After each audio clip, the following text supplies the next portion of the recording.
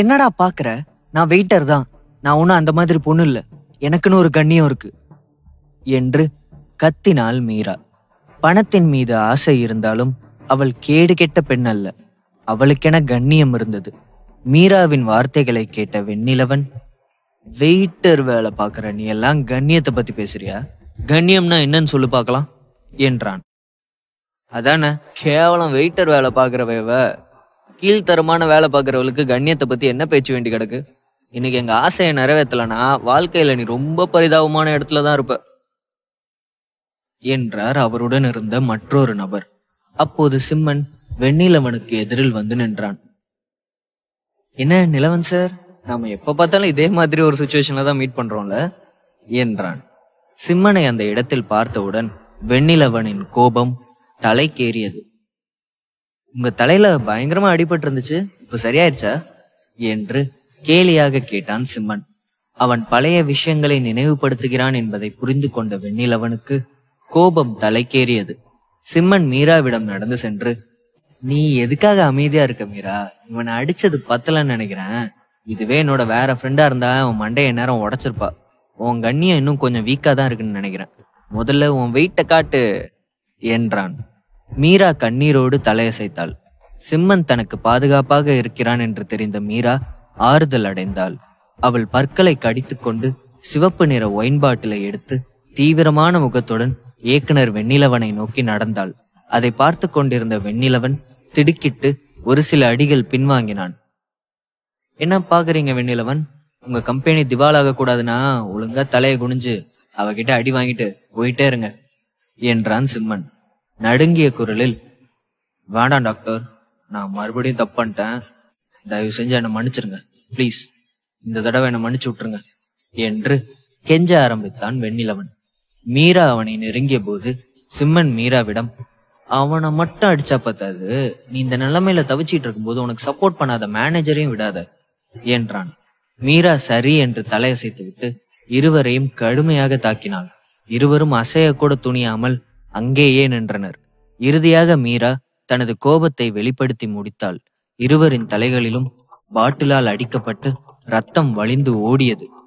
2 பேரும் இனி ஒரு நிமிஷம் கூட இங்க நிக்க கூடாது, வெளியில போங்க என்றான் சிம்மன். இருவரும் அந்த இடத்தை விட்டு வேகமாக வெளியேறி ஓடினார்கள். ரொம்ப தேங்க்ஸ் சிம்மன் என்றாள் மீரா. அது சரி, உன் லவ்வருங்க என்றான். அவன் ரொம்ப பெரிய பணக்காரன். அவனை கல்யாணம் பண்ணிக்கிட்டா என் வாழ்க்கையும் வசதியா இருக்கும்னு நினைச்சேன். பட் அவன் போக போக அவனோட பணக்கார திமிரை வெளிப்படுத்த ஆரம்பிச்சிட்டான். அவன் என்ன காதலியா பார்க்கல, என்ன ஒரு வேலைக்காரியா தான் பார்த்தான் என்று பெருமூச்சு விட்டாள். கவலைப்படாதீங்க, இனிமே நீ இந்த மாதிரி இடத்துல வேலை செய்ய வேண்டாம், என்னோட கிளினிக்ல ஜாயின் பண்ணிக்கோ என்றான். அவள் நன்றியோடு சிம்மனை பார்த்தாள். இருவரும் பேசிக்கொண்டிருந்த போது பூஜா அவளை வெறித்து பார்த்து கொண்டிருந்தாள். பூஜா மிகவும் அழகாக இருந்தாள். ஆனால் மீரா சற்று ஏழை பெண்ணாக இருந்தாள். அவள் மனதில் ஒரு தாழ்வு மனப்பான்மை இருந்தது. சிம்மன் உயர்ந்த இடத்திற்கு சென்று விட்டான் என்பதும் முன்பு தான் பார்த்த சிம்மன் இது இல்லை என்பதையும் புரிந்து கொண்டாள். அவனை பிரிந்ததை நினைத்து மிகவும் வருந்தினாள். சிம்மன், நீ தப்பா நினைச்சுக்கலனா நான் உன்கிட்ட ஒன்னு கேட்கட்டுமா என்றாள். கேளு மீரா என்று சொல்ல, இப்பவும் உனக்கு என் மேல லவ் இருக்கா? மறுபடியும் என்னை ஏத்துக்க வாய்ப்பு இருக்கா என்று கேட்டாள். சிம்மன் எந்த பதிலும் சொல்லாமல் அமைதியாக நின்று கொண்டிருக்க, சொல்லு சிம்மன் என்று மீண்டும் கேட்டாள். இல்ல மீரா, உடைஞ்சது உடைஞ்சதுதான், இனி ஒட்டாது என்று சொல்லிவிட்டு பூஜாவிடம் சென்றான். அங்கே மேஜையில் வைக்கப்பட்டிருந்த சிவப்பு ஒயினை எடுத்து மடமடவென குடிக்க ஆரம்பித்து விட்டான். சிம்மன் சென்ற பிறகு மீராவின் கண்கள் கண்ணீரால் நிறைந்தன. சிம்மன் அவளை காதலித்த போது அவளிடம் அன்பாக நடந்து கொண்டான். அவளை நன்றாக கவனித்துக் கொண்டான். ஆனால் இப்போது அவன் அவளுக்கு அந்நியனாக மாறிவிட்டான். இதெல்லாம் தன்னுடைய சொந்த தவறுதான் என்பதை புரிந்து கொண்டாள். அவளுக்கு அழுவதை தவிர வேறு வழி தெரியவில்லை. சிம்மன் தன்னுடைய கிளினிக்கிற்கு செல்ல முடிவு செய்தான். பூஜா அவள் ஹாஸ்டலுக்கு சென்று விட சிம்மன் போக்குவரத்து விளக்கை நெருங்கும் போது பிரேக்கை அடிக்க கார் மெதுவாக நின்றது. அப்போது திடீரென ஏதோ ஒன்றும் தன் கார் மீது மோதியதை உணர்ந்தான். ஏறக்குறைய அவனது தலையை கண்ணாடியில் தாக்கியது. சிம்மன் ஆத்திரமடைந்தான். கதவை திறந்து கொண்டு கோபத்துடன் காரை விட்டு இறங்கினான். அதே நேரம் குடிபோதையில் ஒரு கொழுத்த மனிதன் அவனுடைய காரிலிருந்து இறங்கினான். அவரை பற்றி எந்த விவரமும் தெரியாமல் சிம்மன் அவரை பார்த்து, உனக்கெல்லாம் யார் யார் லைசன்ஸ் கொடுத்தாங்க? எதுக்காக என் காரை மோதுன? ரெட் லைட் போட்டிருக்காங்க, அது உன் கண்ணுக்கு தெரியலையா? என்று பொறுமையின்றி கத்தினான். கொஞ்சம் யோசிச்சு பேசு தம்பி, நான் ஒன்றும் கார் மேல இடிக்கல. நீ தான் ரிவர்ஸ் எடுத்து என்னோட காரை இடிச்சிட்ட. என்னோட கார் ரொம்ப காஸ்ட்லி கார். இப்போ உன்னால அது பழுதடைஞ்சிடுச்சு. அதுக்கு நீ தான் பணம் கொடுக்கணும் என்று கத்தினார். குடிச்சிட்டு வண்டி ஓட்டுனது மட்டும் இல்லாம தேவையில்லாம ஏன் மேல பழி போட்டு பேசுறியா என்று சொல்லிக்கொண்டு சிம்மன் தனது போனை எடுத்து போலீஸுக்கு கால் செய்தான். என்ன, போலீஸ்க்கு கால் பண்றியா? தாராளமா கால் பண்ணு. யார பயமுறுத்த பாக்குற? என் தம்பி டிராபிக் போலீஸ் தான். யார் வந்தாலும் எனக்கு பயம் இல்லை என்றார் அவர். அப்போது, இங்க என்ன பிரச்சனை என்ற தீவிரமான ஒரு பெண்ணின் குரல் ஒலிக்க இருவரும் திரும்பி பார்த்தார்கள். அங்கே ஒரு போலீஸ் ஜீப் வந்து நின்றது. ரோசி ஒரு சில போலீஸோடு காரிலிருந்து இறங்கினாள். அவளை பார்த்தவுடன் சிம்மனுக்கு தூக்கி வாரி போட்டது. அவன் செல்போனை தனது பாக்கெட்டில் வைத்துவிட்டு, வாங்க மேடம், சரியான நேரத்துக்கு தான் வந்திருக்கீங்க. இந்த ஆளு குடிபோதையில கார் ஓட்டிட்டு வந்து என் கார் மேல மோதிட்டான். ஆனா இவரோட தம்பி போலீஸ்ல இருக்கிறதா சொல்லி என்னை பயமுறுத்துறான் என்றான் சிம்மன். ரோசி அந்த நபருக்கு அருகில் சென்றாள். மேடம், அவன் பொய் சொல்றான் மேடம், அவன்தான் என்று சொல்லிக் கொண்டிருக்கும் போதே அவனிடமிருந்து ஆல்கஹால் ஸ்மெல் அதிகமாக வீசியதை உணர்ந்தாள். இவனுக்கெல்லாம் ஆல்கஹால் டெஸ்ட் பண்ண வேண்டிய அவசியமே இல்லை, இவனை இழுத்துட்டு போங்க என்று சொல்ல போலீஸ்காரர்கள் அவனை பிடித்து இழுத்து செல்ல முயற்சித்தார்கள். இந்த ஆளோட தம்பி போலீஸ்ல இருக்கிறதா சொன்னார்ல, அந்த ஆளால என்னென்ன பண்ண முடியும்னு பார்க்கலாம் என்றாள் ரோசி. என் தம்பி ஒரு டிராபிக் போலீஸ். நீ தேவையில்லாம என்ன அரெஸ்ட் பண்ணா அதுக்கான விளைவுகளை நீ சந்திக்க வேண்டியிருக்கும் என்று சொல்லிக்கொண்டே அவன் தனது தலையை சாய்த்து ரோசியை தாக்க விரும்பினான். உடனே அவனுக்கு பின்னால் இருந்த 2 போலீஸ்காரர்களும் அவனை தடுத்து கையில் விலங்கை மாட்டி ஜீப்பில் ஏற்றினார்கள்.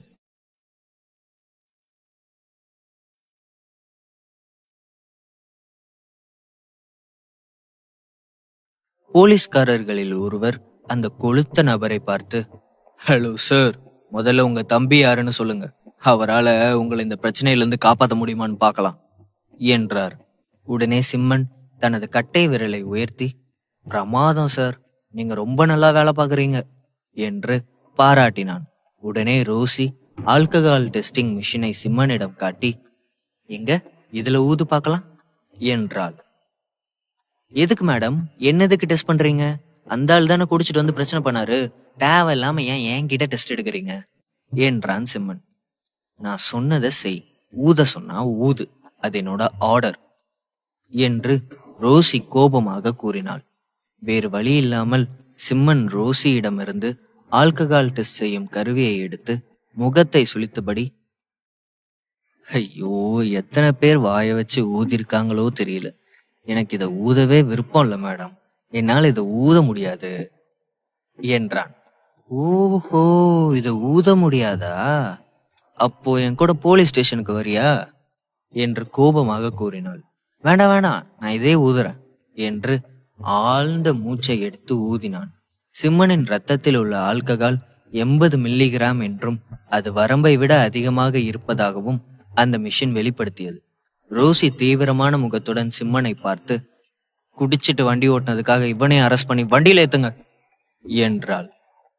இல்ல, என் மேல எந்த தப்பும் இல்ல, நான் கரெக்டா தான் போனேன், அவர் தான் என் வண்டியை வந்து இடிச்சிட்டாரு, சொன்னா கேளுங்க மேடம், என் மேல எந்த தப்பும் இல்ல என்று ரோசியிடம் கெஞ்சினான். ஆனால் ரோசி அவனுடைய பேச்சை கேட்பதாக இல்லை. ரோசிக்கு சிம்மன் மீது இருந்த கோபத்தை எங்காவது பழி தீர்த்து கொள்ள வேண்டும் என்று விரும்பினாள். நீ குடிக்கலையா? அப்படின்னா உன் ரத்தத்துல ஆல்கஹாலோட அளவு அதிகமா இருக்கிறதுக்கான காரணம் என்னன்னு உன்னால விளக்கமா சொல்ல முடியுமா என்றாள். சிம்மன் பதில் சொல்ல முடியாமல் தவித்துக் கொண்டிருந்தான். அவனை பார்த்து உள்ளுக்குள் ரோசி மகிழ்ச்சி அடைந்தாள். மேடம், நான் சொல்றதை நம்புங்க மேடம், நானும் என்னோட ஃப்ரெண்டு பூஜாவும் ஒரு ஹோட்டல்ல டின்னர் சாப்பிட்டோம். அவ தான் ரெட் ஒயின் கொஞ்சமா குடிச்சா, அதுக்கு எனக்கு சம்மந்தமே இல்லை மேடம், பட் அவளால தான் என் உடம்புல ஒயின் கலந்துச்சு என்றான் சிம்மன். உன் காதலி ரெட் ஒயின் குடிச்சதுக்கும் உன் உடம்புல இருக்கிற ரத்தத்துல 80% ஆல்கஹால் அளவு கலந்திருக்கிறதுக்கும் என்ன சம்பந்தம் என்றாள் ரோசி. அது அது வந்து நாங்க நாங்க ஒரு தடவை கிஸ் பண்ணிட்டோம், அதனாலதான் என்றான். வாட்? என்னடா நீ டாக்டர்னா உன் இஷ்டத்துக்கு பேசுவியா? எங்களெல்லாம் பார்த்தா உனக்கு எப்படி தெரியுது? நாங்க என்ன முட்டாளா? ஒரு பொண்ணுக்கு முத்தம் கொடுத்துட்டா உடனே உன் உடம்புல உள்ள ரத்தத்துல ஆல்கஹால் கலந்துடுமா என்று கோபமாக கேட்டாள். நான் உண்மையை தான் சொல்றேன் மேடம். நான் சரக்கு அடிச்சுட்டு உங்களை கிஸ் பண்ணா நிச்சயமா உங்க ரத்தத்துல ஆல்கஹால் சேரும் என்று கொஞ்சம் கூட கூச்சமே இல்லாமல் நிதானமாக கூறினான் சிம்மன். சிம்மனின் வார்த்தைகளை கேட்க கேட்க ரோசிக்கு கோபம் தலைக்கேறியது. நீ இப்படியெல்லாம் சொன்னா கேட்க மாட்ட, ஒழுங்கு மரியாதை எவனையும் வண்டியில ஏத்துங்க என்று சொல்ல சிம்மன் பிடிவாதமாக, மேடம் நான் சொல்றது உண்மைதான், தயவு செஞ்சு என்ன நம்புங்க, வேணும்னா இப்பவே நான் அதை உங்களுக்கு நிரூபிச்சு காட்டுறேன் என்று கத்தினான். இவன் சொல்றது ஒருவேளை உண்மையா இருக்குமா? 2 பேரும் கிஸ் பண்ணிக்கிட்டா அதனால ஆல்கஹால்ல அவங்க ரத்தத்துல கலக்குமா? இவன் ஒரு டாக்டர், கண்டிப்பா இவனுக்கு சாதாரண மக்களை விட உணர்தல் திறமை அதிகமா இருக்கும். இவன் கிட்ட கொஞ்சம் ஜாக்கிரதையா தான் இருக்கணும் என்று நினைத்து கொண்டே ரோசி சிம்மனை பார்த்து கொண்டிருந்தாள். அப்போது திடீரென சிம்மன் 2 போலீஸ்காரர்களையும் தள்ளிவிட்டு ரோசியை நோக்கி முன்னேறினான். அவளை இறுக்கமாக அணைத்து கொண்டு கீழே விழுந்தான். மறுகணமே 2 தோட்டாக்கள் அவர்கள் நின்று கொண்டிருந்த இடத்தை தாக்கியது. ரோசி ஜஸ்ட் மிஸ்ஸில் தப்பி பிழைத்தாள். கீழே விழுந்த ரோசி தனது போலீஸ் சீருடையில் கவர்ச்சியாக தெரிந்தாள். இருவரும் தரையில் விழுந்தபோது ரோசியின் கண்ணாடி உடைந்தது. துப்பாக்கி சத்தம் கேட்டவுடன் 2 போலீஸ் அதிகாரிகளும் ஜீப்புக்கு பின்னால் சென்று ஒளிந்து கொண்டார்கள். ரோசி தனது உடலில் மறைத்து வைத்திருந்த துப்பாக்கியை வெளியே எடுத்தாள். காற்றை நோக்கி 2 முறை சுட்டாள். இருவரும் தரையில் விழுந்து புரள்வதை பார்த்த மற்ற போலீஸ்காரர்கள் ஜீப்புக்கு பின்னால் சென்று ஒளிந்து கொண்டார்கள். சிறிது நேரத்தில் ரோசி திடீரென எழுந்து நின்றாள். அவள் தன் கையில் இருந்த துப்பாக்கியை உயர்த்தி தெருவில் இருந்த குடியிருப்பு கட்டிடத்தின் 6வது மாடியை நோக்கி 3 முறை சுட்டாள். ஏனென்றால் அங்கிருந்துதான் யாரோ ரோசியை சுட முயற்சி செய்தார்கள். அதன் பிறகு விரைவாக எழுந்து அந்த கட்டிடத்தை நோக்கி விரைந்தாள். எதிர்த்தரப்பிலிருந்து வரும் தாக்குதலை லாவகமாக சமாளித்து அவள் மீது குண்டுபடாமல் சென்று கொண்டே இருந்தாள். இதை பார்த்த சிம்மன் திகைத்து போனான். சிம்மன் ஆழ்ந்த மூச்சை எடுத்து அவளுக்கு பின்னால் ஓடினான். சிம்மன் மாயாஜால திறன்களை கொண்டிருந்தான். அதனால் தன்னை பாதுகாத்துக் கொள்ள அவனுக்கு தெரியும். எனவே அவனது உருவம் ஒழுங்கற்று தெரிந்தது. சிறிது நேரம் கழித்து அவன் ரோசியை நெருங்கினான். இருவரும் ஏறக்குறைய சாலையோரத்தில் உள்ள காம்பவுண்ட் சுவரை அடைந்தனர். அந்த பங்களாவுக்கு வெளியில் இருக்கும் காம்பவுண்ட் சுவரின் மீது எகிரி குதித்து இருவருமே நேரடியாக படிக்கட்டை விரைந்தனர். 6வது மாடிக்கு ஓடினார்கள். இவர்களை நோக்கி துப்பாக்கி சூடு நடத்திய குற்றவாளிகள் 602 என்ற எண் கொண்ட அறையில் இருந்தார்கள். சிம்மன் அவர்களுடைய அறையை கணித்து வேகமாக கதவை திறந்து கொண்டு உள்ளே நுழைந்தான். ஆனால் அங்கே யாருமே இருக்கவில்லை. ரோசி உடனடியாக மொட்டை மாடியை நோக்கி ஓடினாள். சிம்மனும் அவளுக்கு பின்னால் சென்றான். இரும்பு கதவை உதைத்து திறந்த பிறகு ரோசி உருண்டு விழுந்தாள். அவள் உருண்டு சென்று சுவரில் மோதி கொண்டாள்.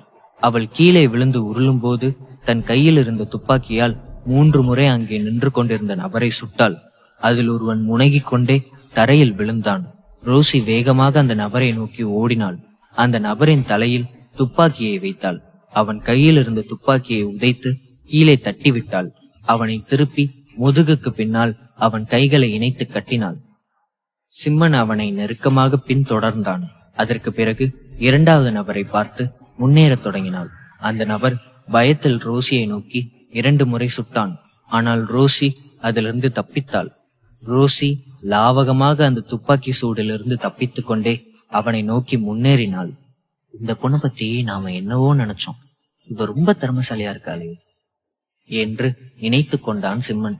சிம்மன், அவன் உடம்புல இருந்து ரத்தம் போயிட்டு இருக்கு பாரு, ஏதாவது பண்ணி அதை உடனே ஸ்டாப் பண்ணு என்று சொல்லிக்கொண்டே அந்த நபரோடு சண்டை போட்டு கொண்டிருந்தாள். சிம்மன் சரி என்று சொல்லிவிட்டு தனது பையில் இருந்த வெள்ளி ஊசியை எடுத்து அந்த நபரின் உடலில் செலுத்தினான். கொலையாளியின் முகம் கோபத்தை வெளிப்படுத்தியது.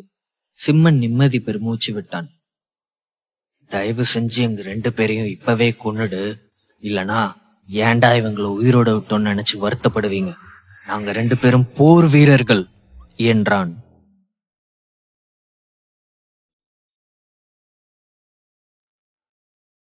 தயவு செஞ்சு எங்க 2 பேரையும் இப்பவே கொன்னுடு, இல்லனா ஏண்டா இவங்களை உயிரோட விட்டோன்னு நினைச்சு வருத்தப்படுவீங்க. நாங்க 2 பேரும் போர் வீரர்கள் என்றான். இதை கேட்டவுடன் சிம்மன் அவன் வாயிலேயே ஓங்கி குத்துவிட்டான். போர் வீரனா நீயா? அப்படியெல்லாம் சொல்லிக்காதடா, வீரர்களுக்கு தான் அவமானம். உனக்கு உயிரோட திரும்பி போக விருப்பம் இல்லைனா சொல்லு, இப்பவே மேடம் கிட்ட சொல்லி சுட சொல்றேன் என்றான். இந்த நேரத்திற்குள் கீழே இருந்த 2 போலீஸ்காரர்களும் மேலே விரைந்து வந்து விட்டார்கள். தங்களது துப்பாக்கியை உயர்த்தி இருவரையும் நோக்கி குறி வைத்தார்கள். கொலையாளிகள் தங்களது உயிர் ஆபத்தில் இருப்பதை உணர்ந்தார்கள். அந்த குடியிருப்பு கட்டிடம் 8 தளங்களை கொண்டிருந்தது. 8 தளத்திற்குரிய படிக்கட்டுகளில் ஏறி இருவரும் களைத்து போயிருந்தார்கள். இந்த 2 பேரையும் இழுத்துட்டு போய் ஜீப்ல ஏத்துங்க என்று சொல்ல போலீஸ்காரர்கள் அவர்கள் இருவரையும் அழைத்து சென்று ஜீப்பில் ஏற்றினார்கள். ரொம்ப தேங்க்ஸ் சிம்மன், என் உயிரை காப்பாத்திருக்க என்று சிரித்துக்கொண்டே கூறினாள் ரோசி. நான் இந்த கொலகாரங்களுக்கு தான் தேங்க்ஸ் சொல்லுவேன் மேடம் என்று சொல்ல ரோசி அவனை குழப்பத்தோடு திரும்பி பார்த்தாள். ஆமா மேடம், இவனுக்கு மட்டும் இல்லைனா உங்களுக்கு என் மேல இருக்கிற கோபத்துக்கு 10 நாளைக்கு என்ன ஜெயில தள்ளி அடைச்சு வச்சிருப்பீங்க என்று சொல்ல ரோசி மெல்லிய புன்னகையை வெளிப்படுத்தினாள். அதன் பிறகு சிம்மன் வீட்டிற்கு சென்று விட்டான். ஒவ்வொரு நாளும் அவன் பல நோயாளிகளை எதிர்கொண்டு சமாளித்தான். நோயாளிகளின் எண்ணிக்கை உச்சவரம்பை எட்டுகிறதா என்பதை பொருட்படுத்தாமல் அப்பாயின்மெண்ட் வரிசையில் அவன் நோயாளிகளுக்கு சிகிச்சை அளித்தான். அவன் ஆளில் இருந்த ஆலோசனை மேஜையில் அமர்ந்து மேலும் சில நோயாளிகளை பார்த்தான்.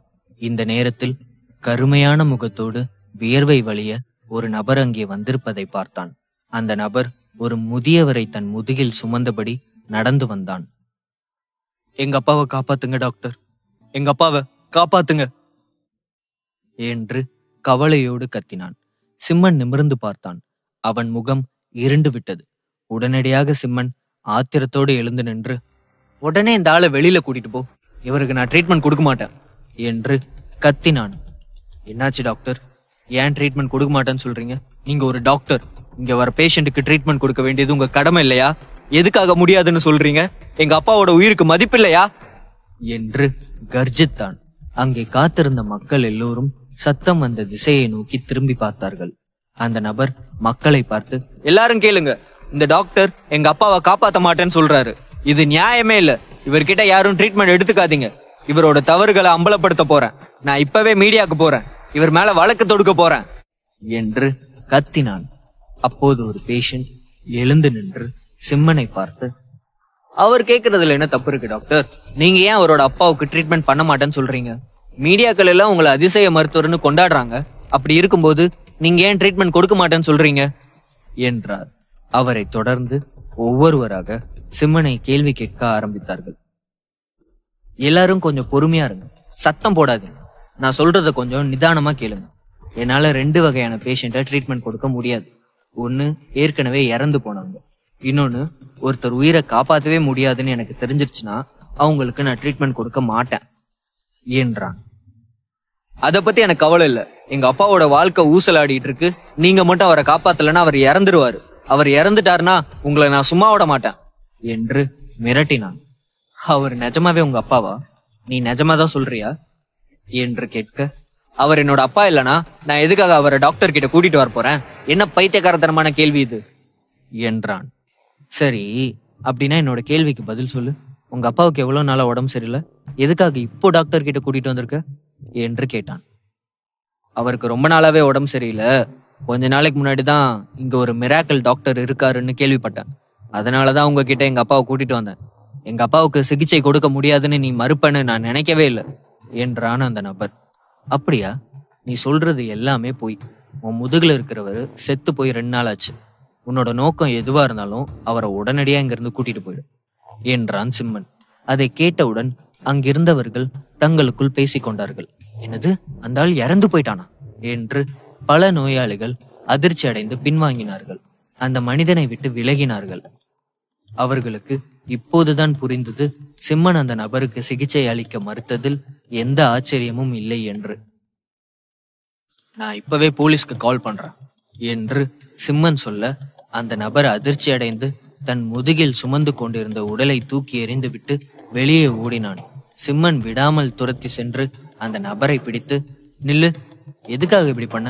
உன்னை அனுப்புனது யாருன்னு சொல்லு என்றான். இல்ல, என்னால் அதை மட்டும் சொல்ல முடியாது என்று சொல்ல, சிம்மன் அவனை பலார் பலார் என்று அரைந்து கேட்டான். வழி தாங்க முடியாத அந்த நபர், சொல்லிடுறேன், தயவு செஞ்சு என்ன அடிக்காதீங்க, என்னை இங்க அனுப்பி வச்சது நந்தாதான், அவர் தான் உங்களை பழி வாங்கறதுக்காக இப்படி பண்ண சொன்னாரு என்றான். சிம்மனை வெறுக்கும் ஒரே நபர் நந்தா மட்டும்தான். சிறிது நேரத்திற்கு பிறகு நந்தாவுக்கு பாடம் கற்பிக்க ஒரு வாய்ப்பு கிடைத்தது. தடயவியல் மருத்துவர்கள் அந்த இறந்த உடலை பரிசோதித்தார்கள். அந்த முதியவர் இறந்து 2 நாட்கள் ஆவதை அவர்கள் உறுதிப்படுத்தினார்கள். அந்த நபர் கைது செய்யப்பட்டு சிறையில் அடைக்கப்பட்டான். மக்கள் எல்லோரும் அதை கண்டு அதிர்ச்சி அடைந்து விட்டார்கள். நாட்கள் மெதுவாக நகர்ந்தது. ஹெல்த் நியூட்ரிஷன் உணவகம் நல்லபடியாக நடந்து கொண்டிருந்தது. 6வது மாடியில் இருந்த அறையில் விருந்தினர்கள் சிலர் தங்கியிருந்தார்கள். சித்ரா அந்த விருந்தினர்களை தனிப்பட்ட முறையில் உபசரித்தாள். ஒரு நாள் அந்த அறையில் தங்கியிருந்தவர்கள் ஒன்று கூடி சரக்கடிக்க காத்திருந்தார்கள். அவர்களுக்குள் செல்வாக்கு மிகுந்த நபராக ஒரு இளைஞன் தோன்றினான். அவனுடைய தலைமையில் அவர்கள் சிரித்து விளையாடி கொண்டிருந்தார்கள். சித்ராவை பார்த்தவுடன் அந்த இளைஞனின் கண்கள் பிரகாசித்தது. சித்ரா இயற்கையாகவே அழகாக இருந்தாள். அவள் சீருடை அணிந்திருந்ததால் அவளுடைய மெல்லிய கால்கள் கவர்ச்சியாக தெரிந்தது. ஹலோ மிஸ்டர், என் பேர் சித்ரா. நான் இங்க மேனேஜரா இருக்கேன். நீங்க அடிக்கடி வந்து எங்க பிசினஸ் ஹெல்ப் பண்ணுவீங்கன்னு நம்புறேன் என்று சிரித்து கொண்டே கூறினாள். Please to meet you Chitra. By the way, என் பேரு குணாலன்.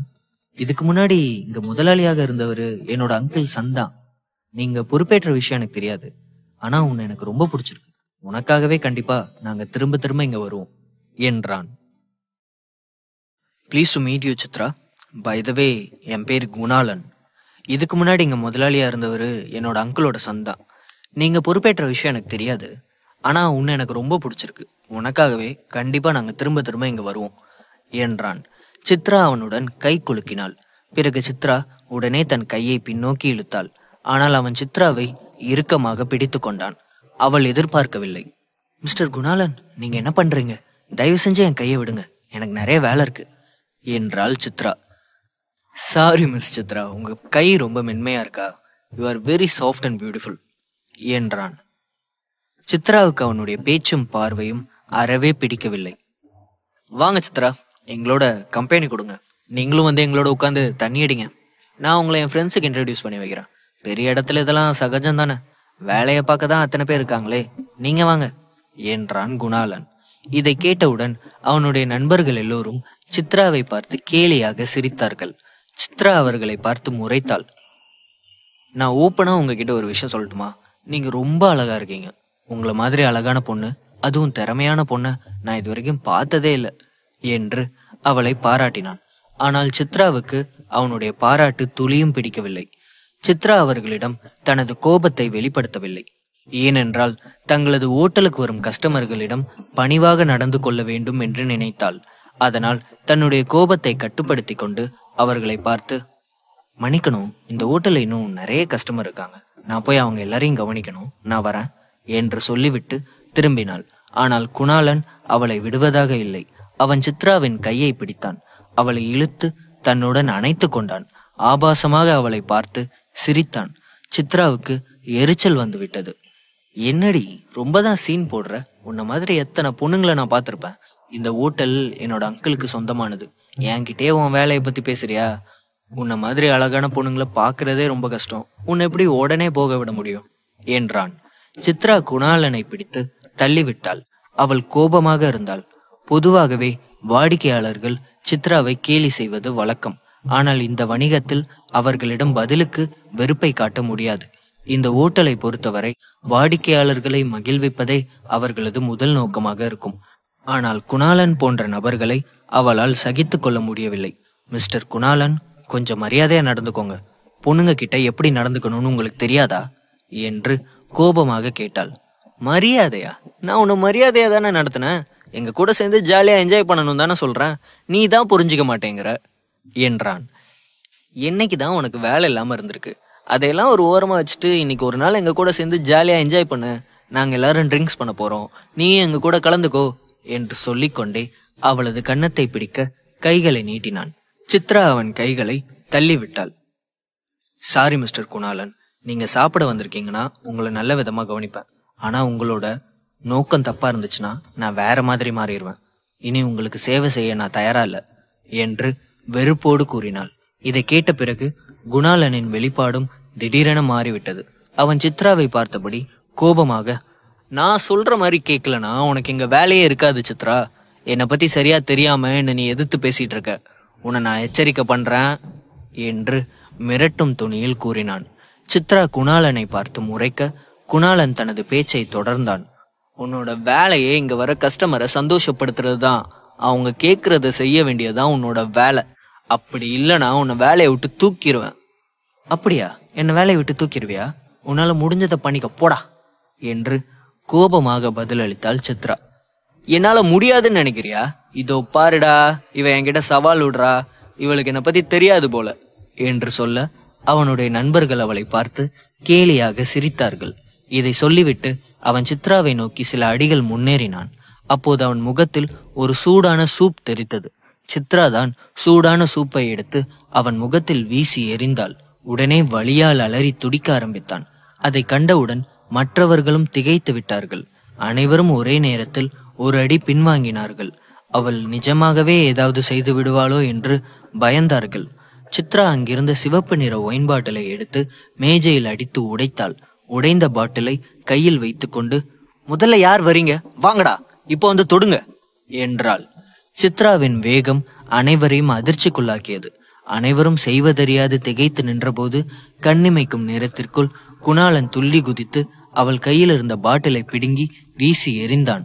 அவள் கழுத்தில் கை வைத்து சுவற்றோடு சாய்த்து அவளை நெரிக்க ஆரம்பித்தான். சித்ரா அவனிடமிருந்து தப்பிக்க முடியாமல் போராடி கொண்டிருந்தாள். அப்போது யாரோ ஒருவர் கதவை வேகமாக உதைத்து திறந்தார்கள். கதவை திறந்து கொண்டு உள்ளே வந்தது வேறு யாரும் அல்ல, சிம்மன் தான் அங்கே வந்தான். அறையில் இருந்த அனைவரும் அவனை பார்த்து அதிர்ச்சி அடைந்தார்கள். சித்ரா அந்த கனப்பொழுதை பயன்படுத்தி கொண்டு குணாளனை தள்ளிவிட்டாள். அதன் பிறகு அவனை கால்களுக்கு இடையில் தனது முழங்காலால் உதைத்தாள். குணாளன் அலறிக்கொண்டு தனது கைகளால் தொடையை மூடிக்கொண்டு வலியில் முனகினான். அந்த வலி மிகவும் வேதனையாக இருந்தது. அவனது பார்வை மெல்ல மெல்ல மங்கலாக ஆரம்பித்தது. அவன் கிட்டத்தட்ட மயங்கும் நிலைக்கு வந்து விட்டான். சித்ரா அவனை உதைத்த பிறகு வேகமாக ஓடி சென்று சிம்மனுக்கு பின்னால் ஒளிந்து கொண்டாள். குணாளன் வலி தாங்க முடியாமல் தரையில் சரிந்து விழ அவனுடைய நண்பர்கள் ஓடி வந்து அவனை பார்த்து, டேய் குணாலா, எப்படிடா இருக்க, என்னடா ஆச்சு உனக்கு என்று கலவரத்தோடு கேட்டார்கள். டேய், அந்த பொண்ணு என்னையே அட்டாக் பண்ணிட்டா, அவளை உயிரோட விடாதீங்கடா என்றான். அப்போது ஒருவன் சிம்மனிடம் வந்து, ஹலோ, யார் சார் நீங்க? அவனை பத்தி என்ன தெரியும் உங்களுக்கு? அவனை பத்தி தெரியாம அனாவசியமா பகச்சிக்காதீங்க என்றான். சிம்மன் உடனே அவனை ஒரு குத்துவிட வழி தாங்க முடியாமல் அலறி அடித்து கொண்டு பின்வாங்கினான்.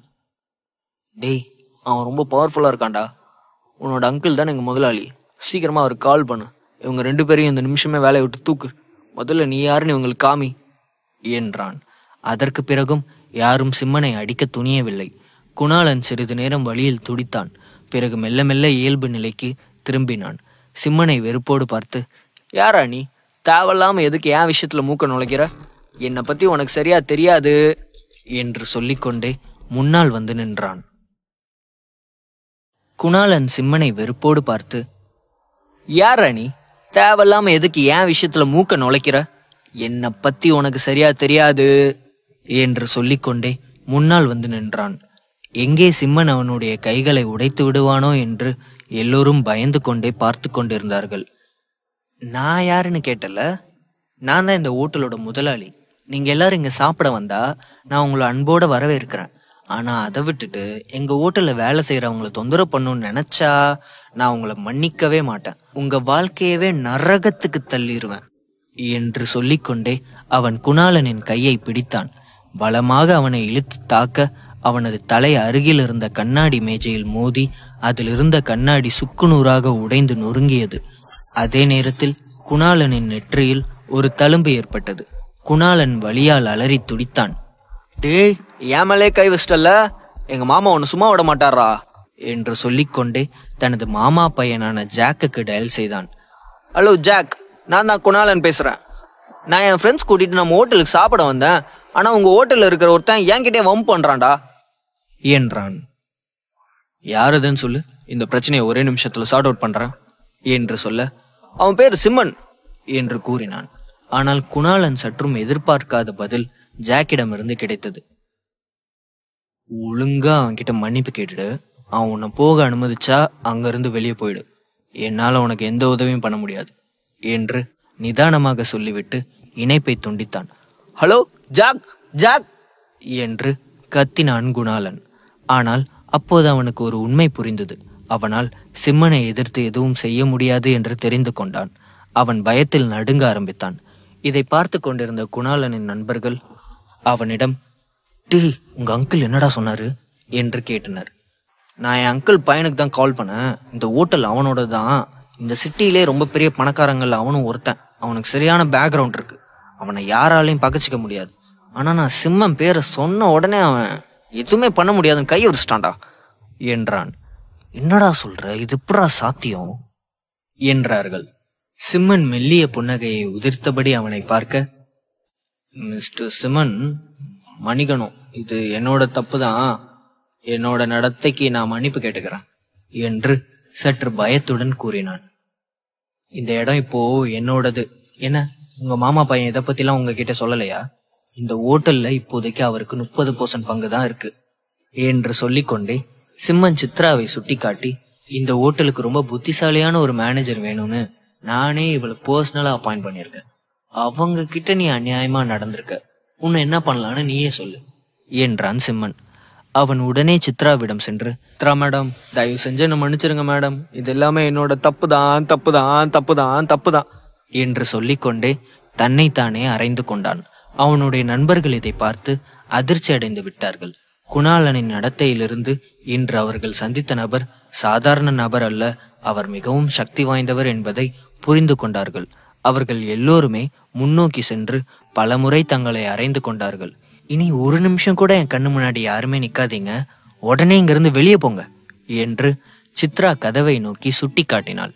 இதோ உடனே போயிடுறோம் என்று சொல்லிவிட்டு குணாளனும் மற்றவர்களும் மன்னிக்கப்பட்டது போல உணர்ந்து கதவை நோக்கி விரைந்தார்கள். அவர்கள் எல்லோரும் அங்கிருந்து சென்ற பிறகு சிம்மன் சித்ராவை பார்த்து, சித்ரா, ஆர் யூ ஓகே என்று கேட்டான். ஐ எம் ஆல் ரைட் சிம்மன் என்று சொல்லிவிட்டு அவள் தனது உடைகளை சீராக்கி கொண்டாள். அவளுடைய உடை அந்த குணாளன் பிடித்து இழுத்ததில் ஓரிடத்தில் கிழிந்து விட்டது. சித்ரா, நீ ரொம்ப அழகா இருக்க, அதனாலதான் உனக்கு இந்த மாதிரி பிரச்சனைலாம் வருது என்றான் சிம்மன். சித்ராவின் மனதை அமைதிப்படுத்த நினைத்துதான் அப்படி பேசினான். நான் அழகா இருக்கிறது என்னோட தப்பா?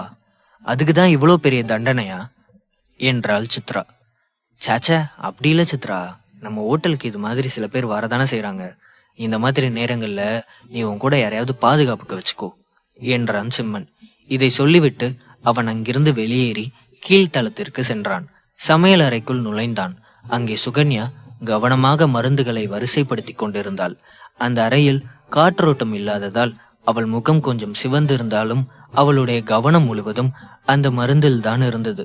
அப்போது திடீரென சிம்மன் அவளை பின்னால் இருந்து அணைத்து கொண்டான். அவள் உடனே அதிர்ச்சி அடைந்து அலறிவிட்டாள். திரும்பி பார்க்கும்போது அங்கே சிம்மன் நின்று கொண்டிருந்தான். என்ன சிம்மன், என்ன விளையாட்டு இது? நான் பயந்து போயிட்டேன் தெரியுமா என்றாள். நான் உள்ள வந்து பார்க்கும்போது நீ ரொம்ப சின்சியரா வேலை பார்த்துட்டு இருந்த, அதனாலதான் இப்படி செஞ்ச என்றான். சுகன்யா வெள்ளை நிற டாப்ஸ் அணிந்திருந்தாள். அது தளர்வாகவும் வசதியாகவும் இருந்தது. அந்த உடையில் அவள் அழகாக காட்சியளித்தாள். மேலும் பழுப்பு நிற பாவாடையும் அணிந்திருந்தாள். என்ன சிம்மன், என்ன விஷயம்? நான் இப்ப கொஞ்சம் பிஸியா இருக்கேன் சிம்மன் என்றாள் சுகன்யா. அப்போது யாரோ கதவை தட்டும் சத்தம் கேட்டது. வெளியிலிருந்து லில்லியின் குரல் கேட்டது. அதை கேட்டவுடன் சிம்மன் சத்தமாக, உள்ள வா லில்லி என்றான். லில்லி உள்ளே வந்தாள். என்ன லில்லி, என்ன விஷயம் என்றாள் சுகன்யா. அது, இங்க வேலை பார்க்குறவங்களுக்கு போனஸ் கொடுக்கணும்னு பேங்க்குக்கு போய் பணம் எடுத்துட்டு வர சொல்லி கேஷியர் சொல்லியிருந்தாங்க. நீ ஃப்ரீயா இருந்தா என் கூட வரியான்னு கேட்க தான் வந்தேன் என்றாள் லில்லி. அச்சோ, நான் கொஞ்சம் பிஸியா இருக்கேங்க்கா, நீ வேணும்னா சிம்மனை கூட்டிட்டு போயேன் என்றாள் சுகன்யா. என்ன சிம்மன், என்ன யோசிக்கிறீங்க? என் கூட வர முடியுமா முடியாதா என்று சிரித்து கொண்டே கேட்டாள். வேண்டாம் லில்லி, இப்ப வெளியே போறது இங்க இருக்கிறவங்களுக்கு பாதுகாப்பா இருக்காது. நான் இங்க இருக்க வேண்டியது அவசியம் என்றான். இப்ப மட்டும் நீங்க என் கூட வரலனா எனக்கு ஏதாவது ஒன்று ஆச்சுன்னா நீங்க தான் பொறுப்பு என்று சொல்ல, சரி நான் உன் கூட வரேன் என்றான் சிம்மன். அவள் உடனே சிம்மனின் கையை இறுக்கமாக பிடித்து கொண்டாள். இருவரும் வங்கிக்கு புறப்பட்டார்கள். செல்லும் வழியில் லில்லி சிம்மனை பார்த்து, நான் வரதுக்கு முன்னாடி நீங்க 2 பேரும் கிச்சன்ல என்ன பண்ணிட்டு இருந்தீங்க என்றாள். அவளுடைய கேள்வி சிம்மனுக்கு தர்ம சங்கடமாக இருந்தது. சிம்மன் எந்த பதிலும் சொல்லாமல் காரை ஓட்டிக் கொண்டிருந்தான். ஒரு சிறிய மௌனத்திற்கு பிறகு லில்லி மேலும் தொடர்ந்தாள். எங்க 2 பேர்ல யார் அழகா இருக்காங்க? நான் அழகா இருக்கனா இல்ல சுகன்யா அழகா இருக்காளா என்றாள் லில்லி.